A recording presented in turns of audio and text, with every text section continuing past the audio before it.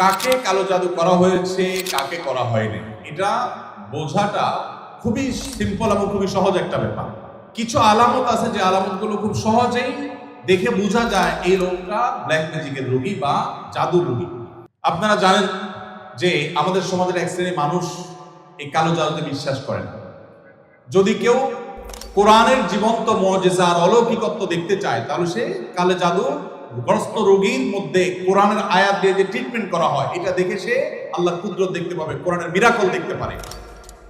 তো কালো জাদু এটা কোনো মানুষকে আক্রান্ত করলে সচরাচর সাধারণত কোনো ওষুধে কোনো কাজ হয় না, কোনো চেক আপে কোনো রোগ ধরা পড়ে না, দিন দিন অসুস্থ হয়ে যায়, খুব ভয়ঙ্কর একটা পর্যায়ে চলে যায়। একটি বর্ণনা আছে কালো জাদু এটা মানুষকে কবর পর্যন্ত আর ওঁটকে পাতিল পর্যন্ত নিয়ে যায়, তার মানে শেষ করে ফেলে দেয়, নানা রকমের ক্ষতিগ্রস্ত মানুষকে করে। এবং আজকাল আপনারা দেখেছেন অনেকে বিভিন্ন ফুটবল টিমের ভালো ভালো খেলোয়াড়দেরকে কালো জাদু করা হয় এবং এগুলো নিয়ে ইন্টারন্যাশনাল মিডিয়াগুলোতে নিউজ প্রকাশ করা হয় এবং সমস্ত দুনিয়াতে মানুষের কাছে ওপেন সিক্রেট এখন যে বড় বড় খেলোয়াড়দেরকে ব্ল্যাক ম্যাজিক করা হয় এবং সেটার যে প্রভাব হয় সেটাও মানুষের কাছে দিনের আলো মতো পরিষ্কার। তাহলে আমার বুঝতে অসুবিধা একটা, বরং কোরআন যেটার কথা বলেছে সেটা বাস্তবায়ন দেখতে পেরে আমার ইমান আরো বেড়ে যাওয়ার কথা। কিছু মানুষ আছে যে কোনো রোগ ধরা পড়ে না কিন্তু অসুস্থ হয়ে যাচ্ছে, অস্বাভাবিক পর্যায়ে হয়ে যাচ্ছে, এরকম বিষয়গুলো কালো জাদু আক্রান্ত হওয়ার আশঙ্কা অনেক বেশি। ঠিক একইভাবে অনেকের অতিরিক্ত হাই আসে, অতিরিক্ত সীমাতিরিক্ত হাই আসে।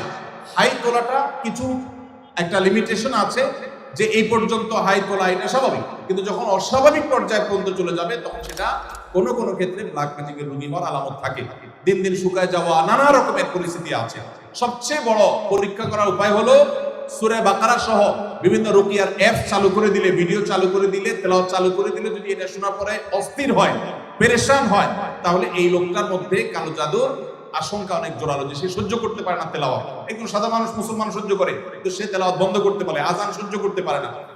এরকম বিষয়গুলো সাধারণত ব্ল্যাক ম্যাজিক কাউকে করা হয়েছে তার একটা আলামত হয়। সবচেয়ে ভালো হয় ভালো কোনো রাকির কাছে গেলে তারা এটাকে অ্যাসেসমেন্ট করতে পারে বিভিন্ন ভাবে এবং ধরা পড়ে যে তার কালো জাদু হয়েছে কি হয় না। আজকাল এই আপনার রাকিদের নামে অনেক লোকজন আছে যারা কবিরাজি করে, উল্টাপাল্টা পদ্ধতি করে, ভালো মানুষও কালো জাদু রোগী বানায় দেয়।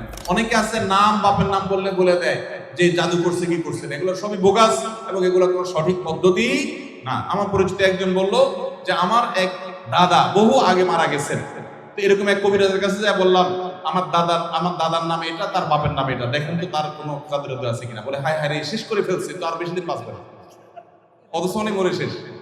তো এরকম বন্ডামি বাহতাবাজিও আছে। এই জন্য যারা কোরআন হাদিসের আলোকে রুকিয়া করে, ঝাড়ফুঁক করে, এরকম মানুষদের শরণাপন্ন হবেন। এই সমস্ত প্রশ্ন উত্তর দেওয়ার কারণে আমার কাছে সব ঝাড়ফুঁক নিতে আসে।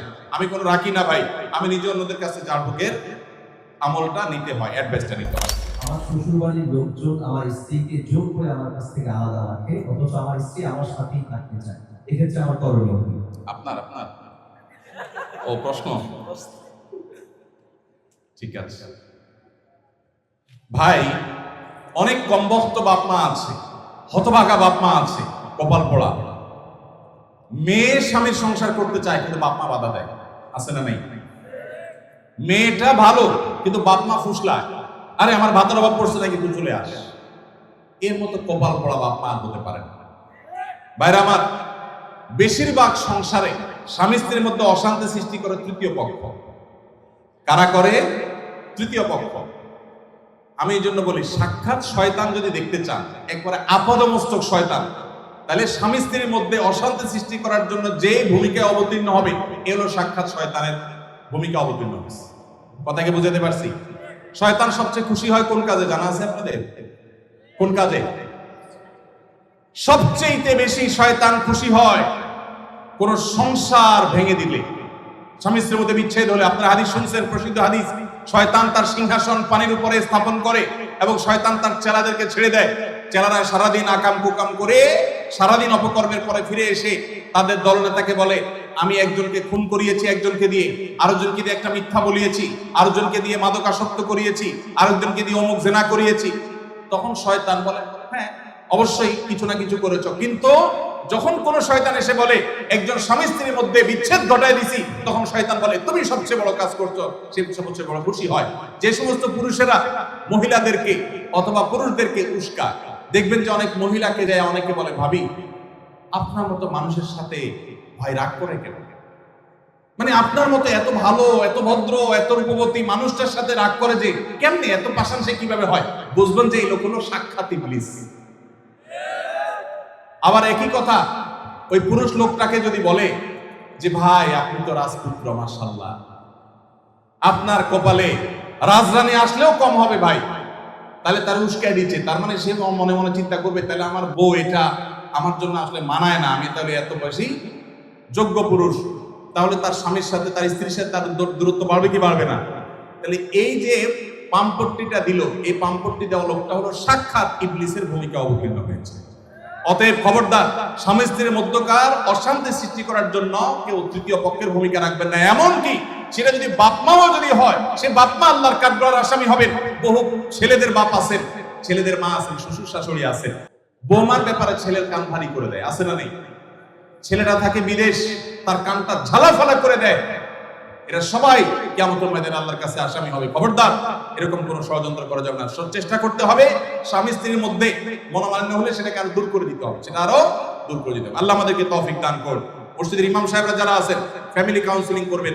এলাকাতে কোথা স্বামী স্ত্রীর সাথে মনোমালিন্য চলছে তাদের মধ্যে সালিসি করবেন, তৃতীয় পক্ষ হয়ে মিলাবার চেষ্টা করবেন, ভাঙার চেষ্টা করবেন না।